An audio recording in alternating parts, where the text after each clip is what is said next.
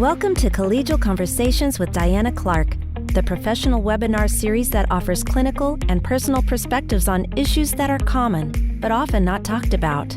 Here is today's Collegial Conversation. Today, joining Diana is Lois Barth. Lois is a human development expert, speaker, life and business coach, and author of the book, Courage to Sparkle. I love that title, Lois. Thank you. Thank you so much. Diana and Lois will be discussing how to navigate the world as a highly sensitive person, and what does it mean to be a highly sensitive person, and how you can embrace it. Thank you for joining today, Lois. I'm now going to pass the conversation over to Diana. Thank you so much, Laura. Hi, Diana. Nice to meet you. Nice to meet you, Lois. It is wonderful to have you on the show. I have been asking Laura to help me find a guest that talks about highly sensitive people because I am curious about this. I've done a little research. I have loved ones who identify as somebody who has HSP, as they call it, and I'd love to learn more because that's my job. So you describe yourself as a highly sensitive person with what I call rhino skin. What does that mean? I know, right? It's sort of this contradiction, you would think. But part of my Courage to Sparkle brand is we're also multifaceted, right? None of us have flat surfaces. We have so many different dimensions to us. And it's the same thing with being an HSP, but also very rhino skin. I even like that better than thick skin. So I'm incredibly sensitive. I'm definitely an empath. I took one of those empath tests and I was like off the charts. But so I'm very tuned in. Things affect me on a very profound level. But the thick skin part is I actually deal fairly well. I don't want to say with rejection. I mean, nobody goes, yay, I'm rejected again, woohoo. But that I can get criticism from a very grounded place. I can separate out. It wasn't always like that. I was a stand-up comic for 6 years. Most people don't think of That's training. That's training. Yeah, spiritual boot camp for performing. Absolutely. So, I toured around the country, arts education with like little ones, speaking to 1,500 little kids. So I'm thick-skinned in terms of I bounce back. I process the feelings because I'm an HSP, but I bounce back and I really am able to separate out when somebody gives me, even if it's constructive criticism, not even constructive, I go, ouch, that hurts. What piece of this do I need to learn and move on? So that's how I navigate it. And I think there are a lot more people like me than we really give voice to, because sometimes there's this pathology. Oh, they're so sensitive, like fragile. Oh, I hate that. I know. And I am so not fragile, but I'm wildly sensitive. As my friend calls it, excruciatingly, deliciously sensitive. So that's lovely. So when we talk about sensitive, what does that actually mean? I like to think when I meet people who are highly sensitive, and I worked in the addiction realm for many, many years, and still do, but I like to think of a person who is using substances to numb what might well be not quite enough myelin around their nerves, the proverbial nerves. They feel things without the buffer. Absolutely. You nailed it. Is that a good definition? That's exactly. I love what Glennon Doyle Melton says. She said, I used to think I'm a mess, but now I know that I'm an awake person in a messy world. And I thought that was a really interesting turn of phrase. Yes, I think it's exactly, we don't have quite 7 layers of skin. Our nervous system is on the outside of our skin. I mean, in my situation, one of the things that both break my heart and break my heart open is kindness. I mean, I one of the things I do is I'm also a keynote speaker, a motivational speaker. And when I tell the story about kindness, I will say to my audience, I'm fine. I just will be crying. And I've told the story 100 times and I still will be tearing up. So I'm fine. You don't need to take care of me. But kindness really touches me. Whereas most people go, oh, that's so great they were kind. But to me, it goes to the core of who I am. It really is. It's exactly what you're saying, that myelin sheath that's a little bit thinner than people who who aren't highly sensitive. So let me ask you a question about kindness. Let's use kindness as an example. You allow that in, whereas many people, they might even say, oh yeah, that's kind, but they might also say, I'm not deserving of that kindness. How did you get to the place where you could actually receive? Because there's a receiving that goes on with kindness. Absolutely. Actually receive it without saying, batting it aside. That's a great question. And it's also receiving it, but it's also witnessing it. Like, especially in the world that we're in right now, we won't go there. That's a whole other conversation.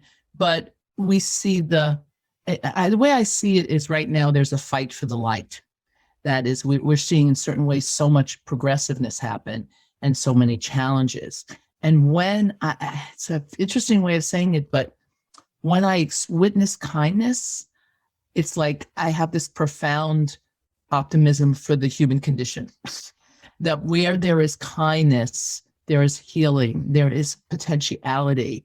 It's so visceral for me that it's like the faith in humanity and who we are as a species, and in every challenge and atrocity, there's the lightest of the light and the darkest of the dark. I don't know if does that really answer your question, but that's and as an HSP, you're sensitive to both.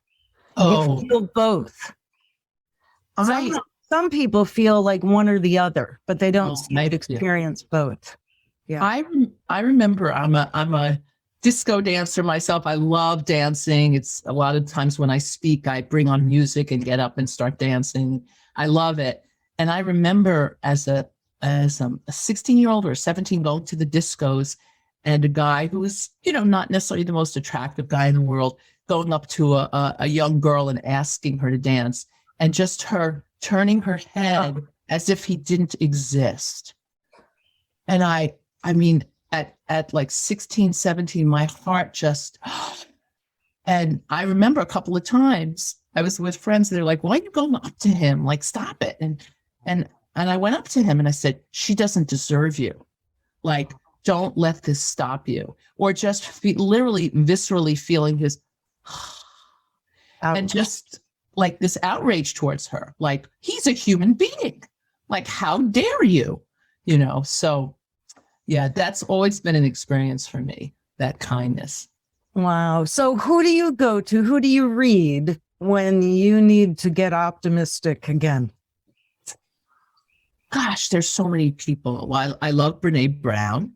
I really enjoy Glennon Doyle Melton. I call them my transformational truth tellers, which is Anne Lamott. I don't know if you're familiar with Anne Lamott. People who are real, they're informed optimists. They're saying it like it is, but they're not sugarcoating it, and they're not nicing over the pain that one might be going through, but basically being a beacon of light through what sometimes feels like eclipse sunlight. So I go to Desmond Tutu's work because there's so much joy in his writing. Joy. Of course I know his work, but find his books. Just okay. You almost hear him laughing as he's writing them. Wow. There's joy in it. Oh, that's great. Also, when I think of my heroes of kindness, I think of Mr. Rogers. Look for the helpers. There's always helpers. Oh, it is. I'm so glad you said that, Diana, because I went back years later, obviously watched the documentary and also the dramatization. And I thought to myself, gee, as a little kid, I thought him as like the creepy old man with a sweater.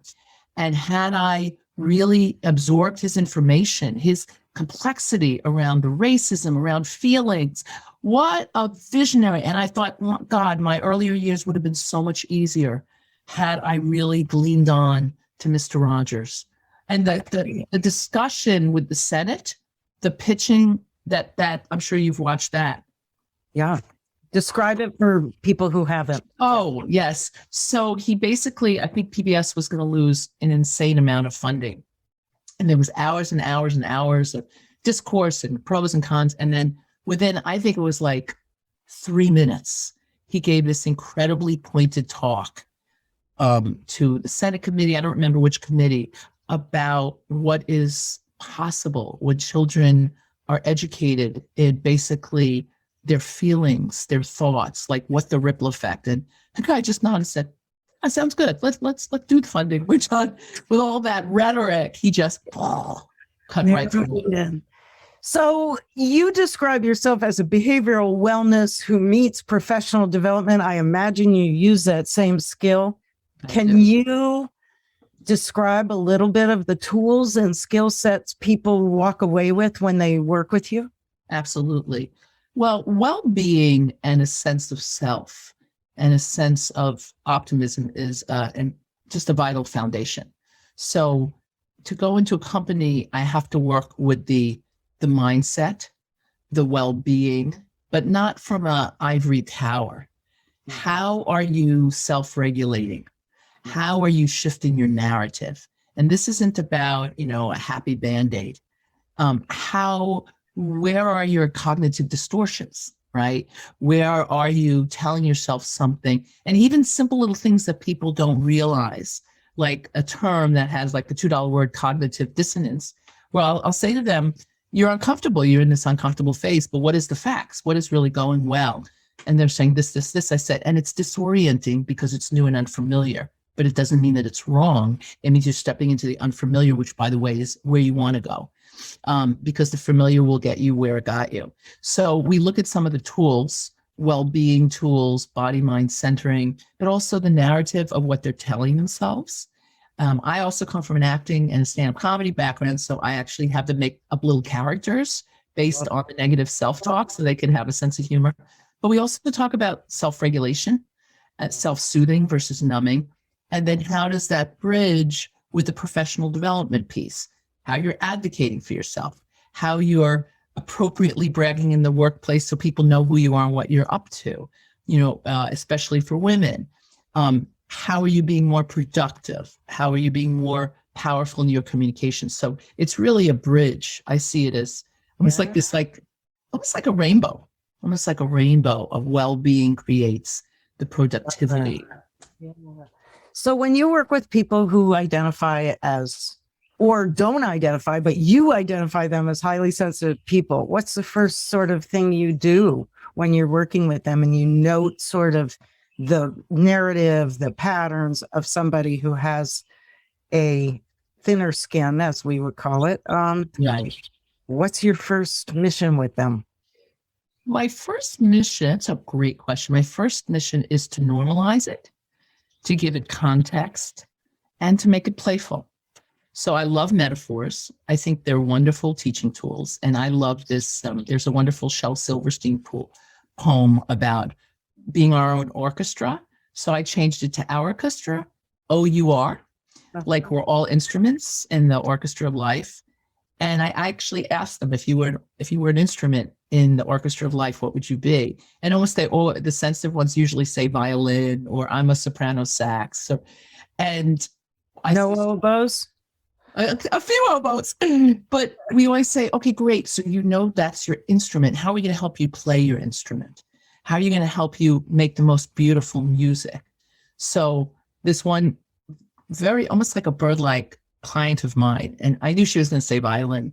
And she said, what annoys me is, she said, violin, you have to be so specific when you play violin. Otherwise people want to run for the hills. She said, but people think I said fragile. She goes, yes, I'm not fragile. I am. But I'm very sensitive and it's a very narrow margin. I said, great. So how are you with that narrow margin, how are you going to navigate in your work culture? Let's talk about that. So I do my best not to pathologize people with like labels, but I will use HSP to say it as, this is your instrument in the orchestra of life.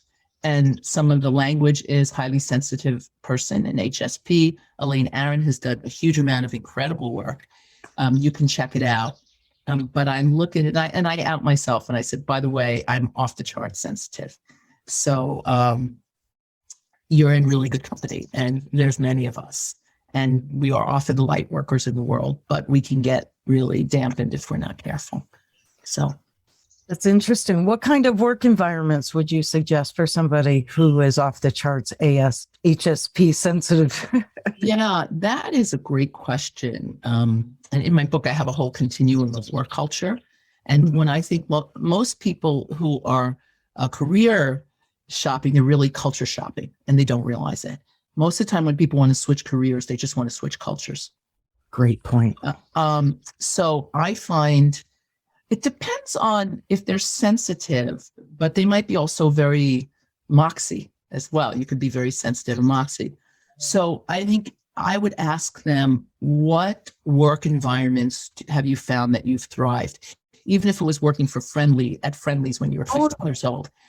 And I'll start hearing the qualities that they'll say, like, collaborative, teamwork, we have fun together. I don't have to watch my back because somebody has my back. Like, they'll just throw out phrases, and we will look at like codifying that in terms of, okay, you don't have that in your work culture, but can you start cultivating that in your department? Do you have a few allies within your team that you can start to feel safe and have a soft landing? Because that's sometimes a culture is very toxic, but then a department is rallying to change that. Yes. So, yes. That's fascinating. So back to your journey. What form of Numb did you try and use? Because I don't know anybody with HSP or in the sensitivity scales that didn't seek to numb somehow. Yeah, I was like Numb Central. I picked many, or they picked me, I should say. I don't know if definitely eating disorder was my first. Is that right? And definitely people pleasing. And the two were very conflated with each other. Making sure that everybody around me it was funny. Part of me was a real rabble rouser, but at the same time, very much a people pleaser. And definitely eating disorder. I would say habituation with inappropriate men that weren't going to meet my needs. That's a really great way to numb yourself out, by putting it on them. I would also say perfectionism.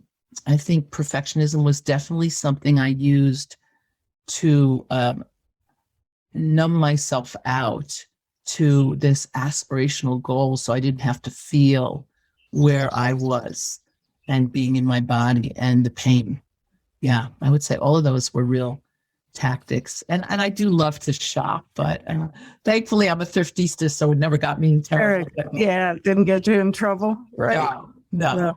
That's okay. That's creating when you go shopping in a thrift store. Oh my gosh. It's absolutely inhabiting different personas and who wore his clothes and what was going on. Are you a fellow thriftista? I am not, because I hate shopping. Oh, really? But I know this. I know this from friends who actually do it for me. Treasure chest. Yeah. So I go immediately numb when I go shopping. Like if I walk into a store, I just go numb. So I can't do it. Yeah. It's funny you should say that, because I am a unsolicited personal shopper. So, and what I mean by that is if I see somebody go numb shopping, or I see them picking out outfits, it's kind of a bizarre habit. But I've had some really success stories where there's a beautiful woman who was picking clothes that were hiding. She was hiding. And I went up to her and I said, can I be totally brazen New Yorker? And she's like, okay. She was with her husband. And I said, you're hiding with those clothes. Those are not look at you, you're gorgeous. And her husband was like, oh my. And I said, may I pick out a few things that I think you're going to be a knockout in? And she was like, who is this woman? I'm going to take you shopping with me. Oh my God, I totally want to take you. Totally. Yes. I love that. So I don't usually ask this question, but I want to ask, because you are a growth person. Sure. What growth edges do you want to see smoothed out 5 years from now? Oh, in my own life? Yeah. Oh, that's a really great question. Thank you for asking. I want to be totally 100%, which I know is a ideal, which that's a perfectionistic. I want to be totally unapologetic for the bigness of my spirit and being a transformational truth teller. And and I still hold myself back. I've come a long way, but I believe that I was blessed with this incredible life force energy and for truth, and to, not be inappropriate that will get myself in, trouble, but really play big in the world in terms of new levels of visibility. Not visibility like, look at me, I ate a crunchy pickle, who cares? But impact and contribution, and really, I'd like to be much more unbridled, like to really be much more visible in the world around how I feel about things, about how we pathologize aging, there's so many things we pathologize in the world. So that's my edge. That's a great question. Thank you for asking. Good. Well, watch out, world. We have just spent a half an hour talking with Lois Barth, which has flown by, and I have every conversation we have had in this very short period of time.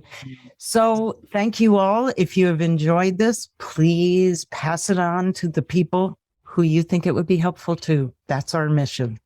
Thank you so much, Diane. It's been such a pleasure and an honor. And I love the work that you're doing in the world. It's such important work. Thank you. Thank you for that work. Yeah, I see it. I know it. And I know the culture. And it's a beautiful culture that really, really cares. Doesn't just check off the box. So from the bottom of my heart, thank you. I'm very touched. Thank you. Thank you for joining this webinar. Tune in to more webinars and sign up for our newsletter at o'connorpg.com.